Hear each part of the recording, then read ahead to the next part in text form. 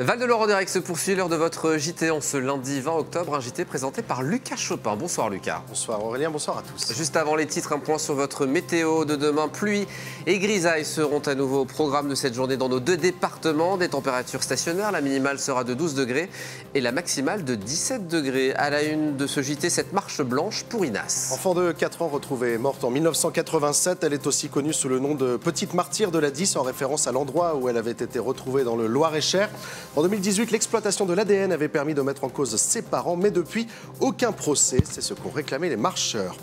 En 2026, le tribunal de Tours pourrait se doter d'un chien d'assistance judiciaire. L'objectif, par la médiation animale, accompagner les victimes d'infractions dans leur parcours avec la justice et même les aider à libérer leurs paroles. Et puis, nous prendrons la direction de la Roche-Clermault. Sur place, des marais exceptionnels classés réserve naturelle régionale. Les marais de Taligny sont depuis ce week-end ouverts au public, vous le verrez. Et puis, premier invité de ce journal, un invité politique, Michel Soulas. Chef de file du Parti communiste français pour les élections municipales à Saint-Pierre-des-Corps. Il dressera avec nous un point d'étape sur l'union de la gauche dans la commune. Et notre séquence, on vous répond avec la question du soir. La sexualité chez les seniors est-elle un sujet tabou? On se posera la question avec Manon Gasset, coordinatrice du planning familial d'Indre-et-Loire, qui sera avec nous à la fin de ce journal. Mais d'abord, Lucas, on revient sur cette marche blanche pour Inas. Et en 1987, le corps d'une enfant de 4 ans était retrouvé sur le bord de l'autoroute à Suèvre, en Loir-et-Cher. D'abord surnommée la Petite Martyre de la 10, c'est seulement en 2018 que l'on met un nom sur ce corps, Inas Touloub. Rapidement, ses parents sont mis en examen, la mère pour torture et acte de barbarie ayant entraîné la mort et le père pour complicité. Mais depuis, aucun procès. C'est ce que réclamaient les participants à cette marche blanche samedi, marche blanche à laquelle Romain Delville a assisté. Nous avons écrit à Emmanuel Macron, nous avons écrit à son conseiller justice, nous avons écrit au garde des Sceaux, nous avons écrit à la déléguée interministérielle aux victimes. Au-delà de Suèvre, au-delà de l'affaire d'Inas, on parle de tous les enfants qui sont tués sous les coups de leurs parents. Une petite centaine de personnes a participé à la marche blanche pour réclamer justice pour Inas, la petite martyre de la 10. Parmi eux, beaucoup d'habitantes et d'habitants du village et des environs, pour qui la plaie n'est pas refermée depuis sa macabre découverte en 1987. Et tout le monde en parle au village. C'est quelque chose que jamais on pourra oublier ça. Jamais. Le plus qui m'a marqué tout de suite, c'est quand on a vu la photo de cette petite fille. Et après, de savoir que c'était quelque chose que personne ne savait pourquoi. On a très longtemps de se demander pourquoi elle était là, qui lui avait fait ça, parce qu'on ne l'a pas su tout de suite. Hein. Ça a été très long avant qu'on sache qui étaient les auteurs de ça. Savoir qu'une petite fille avait été battue comme ça, mordue, tapée et tout, c'était... À l'époque, c'était quand même très, très impressionnant. Dans le cortège, des photos de l'enfant sont brandies et des pancartes aussi. Une incompréhension demeure pour nombre de marcheurs. La mise en examen des parents de la petite fille a été notifiée en 2018 et il n'y a toujours pas de date de procès. Ça remuait le cœur de tous les Sodobriens. Et puis, suite à ça, la longueur. Et la longueur et l'essoufflement. Et là, maintenant qu'on sait tous qu'il y a des preuves, il y a quand même des faits qui ont été remontés, et on est tous dans l'attente de la fin de cette histoire. Justice pour Inas! Justice pour Inas! Pour Arnaud Gallet, le fondateur de l'association Move Enfants qui lutte contre les violences faites aux enfants, c'est la colère qui prédomine face à l'absence de procès. Nous, ce qu'on constate dans cette affaire, c'est que les professionnels, c'est ça qui est terrible, ont fait tout le travail qu'il fallait, que la justice, la gendarmerie, et d'ailleurs c'est grâce à ça qu'on a pu confondre l'ADN quand même, et on se dit qu'on ne comprend pas ce qui bloque dans cette histoire, c'est-à-dire qu'on laisse des parents en liberté qui devraient être jugés, alors qu'on a tous les éléments, tout le monde a fait son travail, et on trouve ça même inacceptable. C'est au cimetière de la commune de Suèvre que le cortège a terminé son parcours. Minute de silence, recueillement, pour un ultime hommage pour Inas Touloub, enfant martyr adopté par tout un village. Allez, retour à présent sur les dégradations subies au siège du Parti social d'Indre-et-Loire. Parti socialiste, oui, c'est un militant justement socialiste qui a découvert les dégâts samedi matin. Façades abîmées, vitres brisées et boîtes aux lettres détruites. Pour le parti, c'est le choc. Depuis, plusieurs groupes politiques se sont exprimés. La vie politique locale doit rester un espace de respect, de dialogue et de construction collective, loin de toute intimidation ou violence, exprime notamment la France Insoumise. Écoutez Franck Gagnère, il est le premier secrétaire fédéral du Parti socialiste.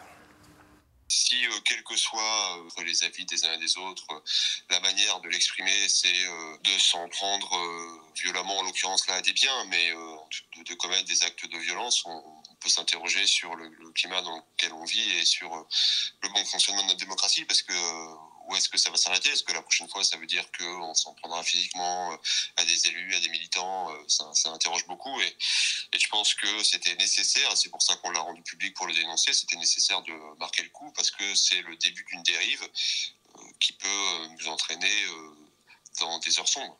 Une plainte a été déposée, en l'occurrence il y a des témoins dans le voisinage parce que c'est en pleine nuit mais néanmoins ça a fait du bruit et ça a réveillé des gens là et c'est maintenant dans les mains de la police, quoi. Il est l'heure à présent d'accueillir notre premier invité de ce journal, un invité politique ce soir, Michel Soulas. Chef de file du Parti communiste français pour les élections municipales à Saint-Pierre-des-Corps. Il dresse ce soir avec nous un point d'étape sur l'union de la gauche sur la commune. Bonsoir Michel Soulas. Bonsoir. Soyez le bienvenu sur notre plateau. Alors d'abord, on l'a appris il y a quelques minutes, les Insoumis annonceront une tête de liste jeudi. La gauche semble divisée dès le début de la campagne. C'est une division des chances selon vous ou est-ce que ça n'a pas d'importance? Alors en tout cas pour la France Insoumise, il faudra leur poser la question. Mais nous, à Saint-Pierre-des-Corps, donc les trois forces politiques, Parti socialiste, Parti communiste et puis les écologistes, on a fait un accord en avril. Cet accord fonctionne, la base de l'accord est quand même assez simple, à savoir pas de parti hégémonique, et puis on s'engage tous à agréger avec nous sur une liste au moins un tiers d'habitants non encartés. Alors je sais que le terme non encarté n'est pas très sympa à l'oreille, mais en tout cas ça veut bien dire ce que ça veut dire, que ce ne sont pas les partis politiques qui vont confisquer l'élection à gauche. Société civile, on aime bien aussi dire ça. Voilà. Effectivement. Alors ce qui pourrait jouer en votre faveur, en revanche, c'est les différentes polémiques, le changement de maire qu'on a observé sur ce dernier exercice. Il ne s'est pas fait sans mal finalement à Saint-Pierre-des-Corps. Ça, c'est une bonne occasion pour la gauche de refaire passer ses idées, de revenir à Saint-Pierre-des-Corps? En tout cas, aujourd'hui, le maire, c'est Olivier Comte. Alors, il endosse un peu les habits du chevalier blanc, mais moi, je lui rappelle à chaque fois qu'il est aussi...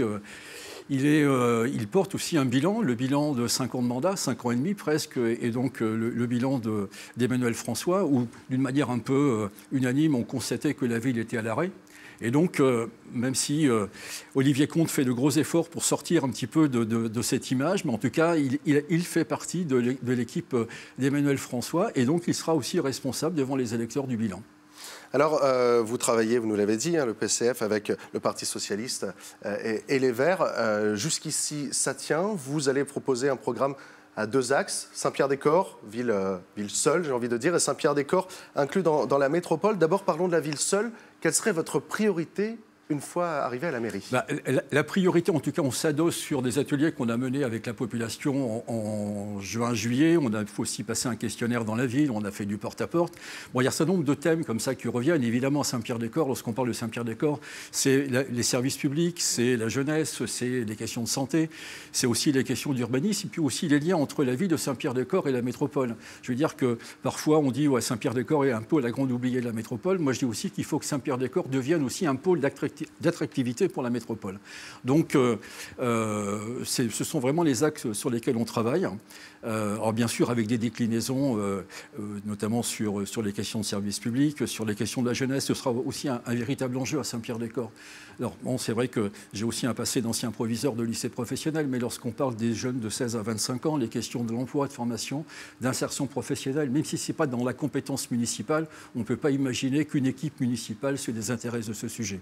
Quant à l'inscription de la ville au sein de la métropole et de ses actions, qu'est-ce qu'on peut faire pour aller chercher des sous, aller chercher une crédibilité auprès de la métropole? Chercher des sous, je pense qu'aujourd'hui, tout le monde en cherche. Donc, ça, c'est déjà un postulat de départ.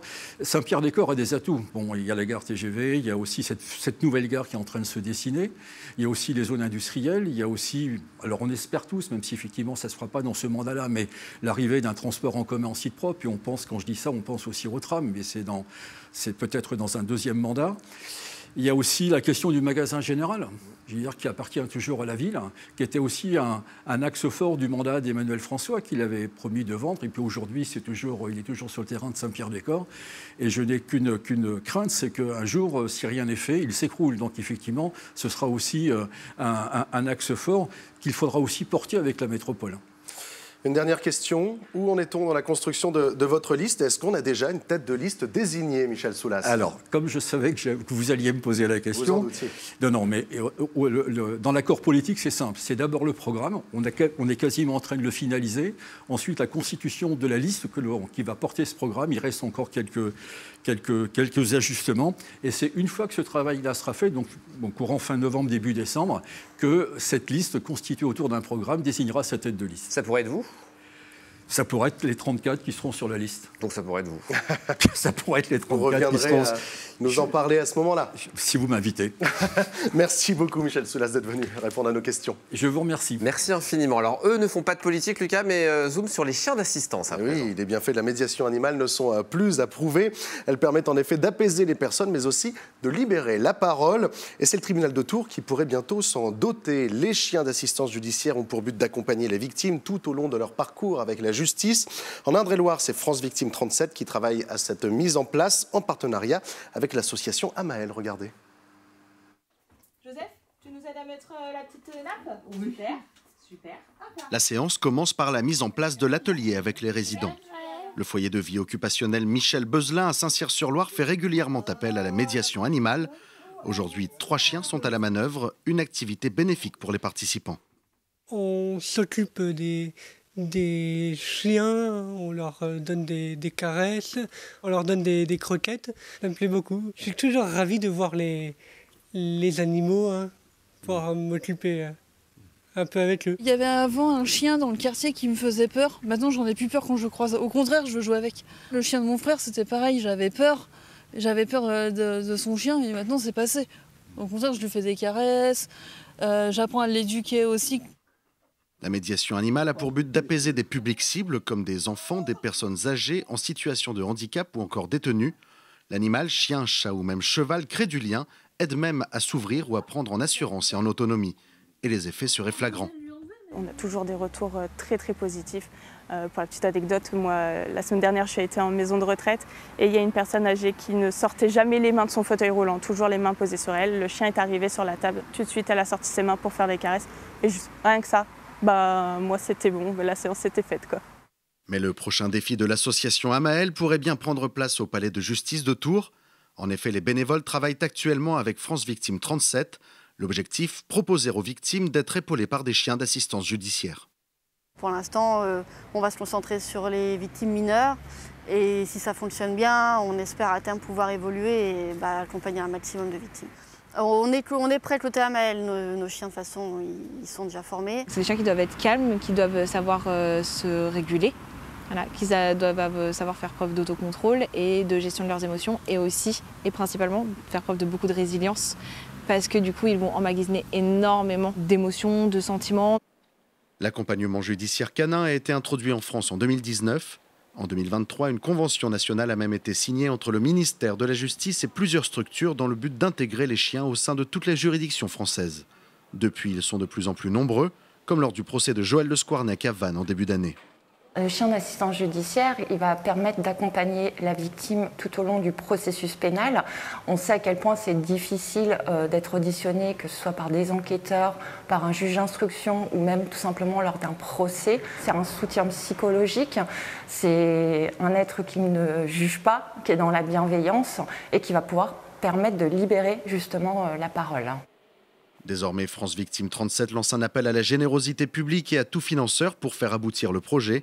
Un projet qui verrait idéalement le jour en 2026. Allez, prenons à présent la direction de La Roche-Clermault pour une belle balade bucolique. Bravo, comme c'est joliment dit. Une promenade dans des marais exceptionnels. Ils sont classés réserve naturelle régionale, en plus d'être espace naturel sensible. Et depuis ce week-end, les marais de Taligny sont ouverts au public. Romain Delville vous en propose la visite. Asséché dans les années 70, le marais de Taligny, situé sur la commune de La Roche-Clermault, revit. Grâce à un sentier balisé et complété par des panneaux pédagogiques, le site classé espace naturel sensible se visite sur 36 hectares. Le marais déjà est une ancienne zone tourbeuse qui a une pédologie un peu particulière avec un sol qui est particulièrement gorgé d'eau et qui abrite une faune et une flore très riches. On a presque 1300 espèces qui sont recensées sur le marais de Taligny et 22 habitats naturels différents. On a des espèces très remarquables, de la plus petite à la plus grande. On peut citer par exemple l'agrillon de mercure, qui est une petite libellule bleue qui est protégée au niveau national. Et on a le castor d'Europe, la loutre d'Europe, qui n'est pas forcément nécessaire de présenter, que beaucoup de gens connaissent, qui s'est réimplanté suite aux travaux de restauration du marais. Seul le temps long, celui de la nature, a permis de concrétiser le projet. La réflexion de restauration du marais a débuté en 1996. Les travaux ont commencé en 2016. L'investissement a été réalisé à tous les étages de financement, l'Europe, l'État, la région, le département, pour un montant total de 1 100 000 €.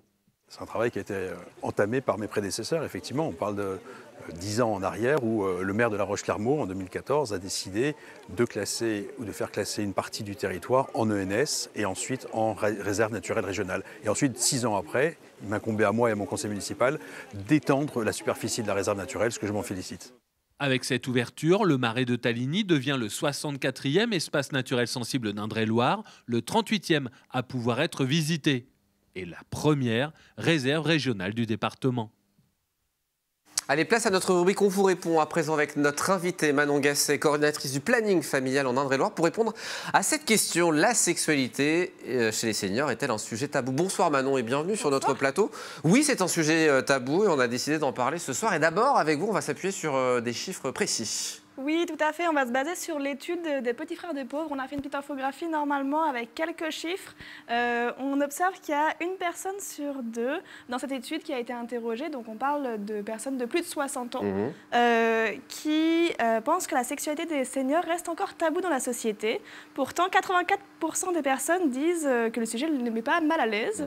On voit aussi dans cette étude qu'une personne sur 2 estime qu'on devrait en parler davantage, et qu'une personne sur 2 estime avoir des relations intimes, et que d'ailleurs 91% se disent satisfaites de ces relations. Et on voit également que 71% pensent qu'un corps qui vieillit reste désirable et que 41% des plus de 80 ans se trouvent encore séduisants. Donc le désir et la sexualité ne s'arrêtent pas avec l'âge, mais il faut aussi un espace pour justement parler de sa vie affective et aussi sexuelle. Exactement, on voit qu'en fait c'est un sujet universel finalement qui touche tout le monde, tout aux âges de la vie. On voit qu'il y a quand même parfois des problématiques qui peuvent être différentes en fonction de l'autonomie de la personne, en fonction du lieu de vie de la personne. Si la personne elle est à domicile ou en institution, ça peut être différent. Donc oui, il faut proposer des accompagnements adaptés. Par exemple, au planning familial, on fait des séances collectives de prévention auprès des personnes en institution, par exemple en EHPAD ou en résidence autonomie. On a aussi des permanences départementales pour accueillir les personnes sur leurs questions spécifiques. Et on essaye aussi de donner des ressources et de former les professionnels parce qu'on observe qu'ils se sentent parfois un petit peu démunis face à ce sujet qui est important et qui doit être discuté. Donc concrètement, Manon, si on a des questions ce soir face à la sexualité, qu'on est senior, le planning familial est là pour nous aider. C'est ce qu'il faut dire concrètement. On ne pense pas spécialement au planning familial de prime abord. Oui, tout à fait. En fait, c'est vrai que ça vient toucher quand même plein de sujets différents. L'estime de soi, la confiance en soi, le rapport au corps, l'intimité. Parfois, on peut parler aussi du consentement, surtout quand il y a des difficultés cognitives. Ça peut être aussi parler de prévention des risques, aussi, encore des IST et des violences. Voilà, c'est en fait vraiment quelque chose où on peut encore en aborder avec tout le monde. Donc c'est important de pouvoir parler de ce sujet-là.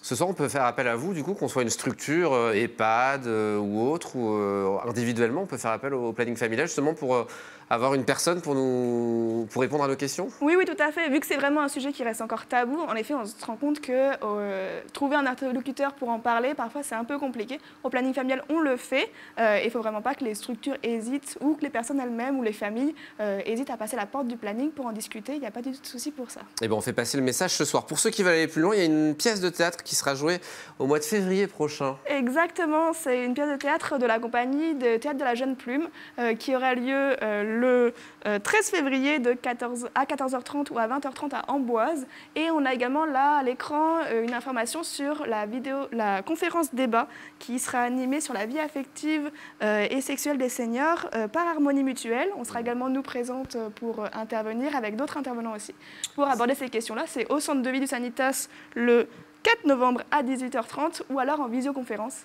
Voilà. Les informations, vous tapez planning familial d'Indre-et-Loire dans votre moteur de recherche. Exactement. Et puis vous appelez Manon directement, elle vous répondra avec grand plaisir. Bien sûr. Ou Agathe, merci en tout cas d'être venue beaucoup. sur le plateau pour nous parler des actions nombreuses du planning familial, comme on fait régulièrement sur notre plateau. Avant de se quitter, rappel du principal titre, Lucas, cette marche blanche pour Inas. Enfant de 4 ans retrouvée morte en 1987, elle est aussi connue sous le nom de Petite Martyre de la 10, en référence à l'endroit où elle avait été retrouvée dans le Loir-et-Cher. En 2017, l'exploitation de l'ADN avait permis de mettre en cause ses parents, mais depuis, aucun procès, et c'est pourtant ce que réclamaient les marcheurs. Merci Lucas, c'est la fin de ce journal. Dans un instant, autre journal, celui des sports avec Romain Delville, et nous on se donne rendez-vous demain 17h50 pour un nouveau numéro de Val de Loire en direct. À demain.